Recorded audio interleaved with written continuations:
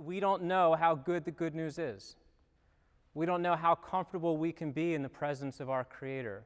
We don't know how loved we are. You know, Mary said in her apparitions, "If you only knew how much I loved you, you would weep for joy." If you only knew how much I loved you, you would weep for joy. And that's Mary, the mother of Jesus. That's not even God yet. If you only knew how much Mary loved you, you would weep for joy. You see, I think we're going to die, and we're going to see Jesus one day, and we're going to realize how much we were loved the whole time. And we're going to either weep for joy because we were cooperating with that love and welcoming it and desiring it, or we're going to weep for sorrow because we were rejecting it. And I think that we struggle to connect with God because we're afraid of that moment. Because at the end of the day, what that moment really leads us to is ourselves. You see, I think a relationship with God, at the end of the day, is just like a mirror.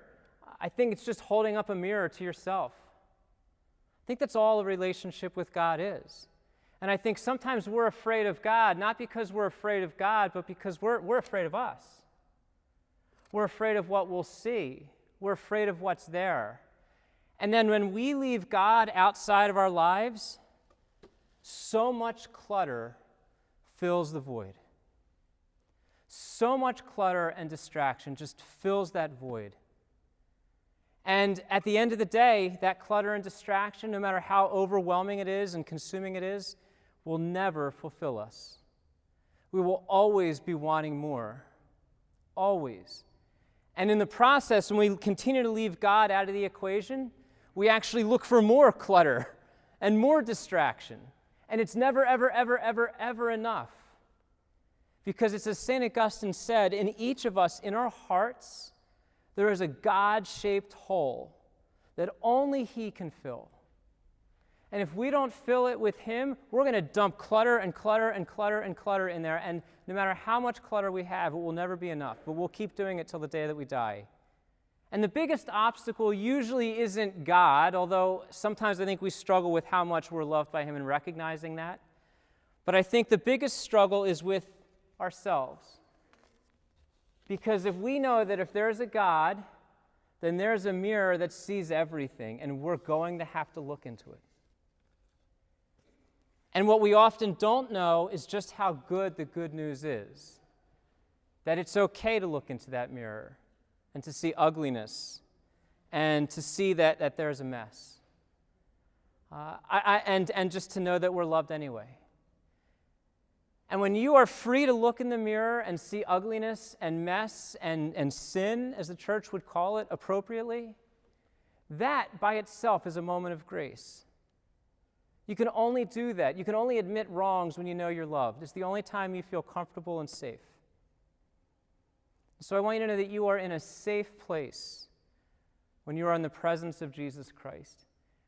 A safe place to be yourself, a safe place to look in the mirror and know that you're loved anyway, and a safe place to change. Not to change to be loved, to change because you are loved, which is a very different thing. To change to be loved is to change because the love's conditional. To change because you are loved is unconditional love. It's the love of the cross. It's the, you don't deserve this love, and I'm giving it to you anyway. And that's what grace is. It's a free gift of a relationship with God and His love that we don't deserve and never needed to. And I think when we get that, the clutter kind of just falls away. And the real important things rise to the surface. And then she was diagnosed with this terrible disease, and she didn't know if she would make it. And for the first time, she realized that she had to look in the mirror, that it was unavoidable, that she might be going to see her Creator, if there is one, and she had to take a reckoning of herself. And so even though she was scared and didn't want to look in the mirror, she knew she had to. And she discovered that there was more. There was more than just the rock star life. And that all this clutter couldn't fill her. There was just more. There was more to her, and there was more to what's going on around her. And she discovered in that more, she discovered a relationship with God. Well, how about you, and how about me? The good news is we don't have to be afraid of what we're going to see in the mirror because we're loved.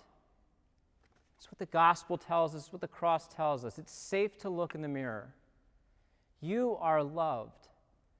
So you can take a look and see what's really going on, and you can take stock, and you can pay attention to the more that the clutter wants to distract you from.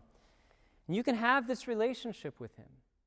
But she's on a human journey like all of us. It's a very human place to be. And she's on a journey with God like all of us. You see, at the end of the day, the God question's unavoidable. At the end of the day, no matter how much clutter we put between ourselves and God, we still have to answer that question. Things are still going to happen that are going to just bump us up against the God idea.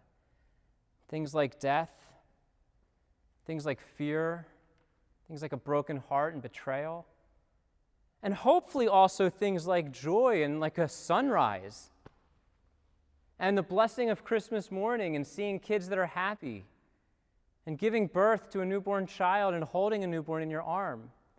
Hopefully all of those are moments where the clutter just kind of goes away and it's just God. So how about you? How are you doing with that more in your life? Where there's just a lot of clutter between you and God. And today we just want to step into that more. Step into that relationship with God. And you might step into some places that are uncomfortable. It's okay. And sometimes it's really terrible situations that force you to step into that, like the coronavirus. Like here we are, it's all crazy stuff. And I want to encourage you today to not be afraid of what you see in the mirror, because you're loved, even if you're only loved by God and you feel like no one else is there for you. You're loved. So look in the mirror honestly, and then don't be afraid to listen to God.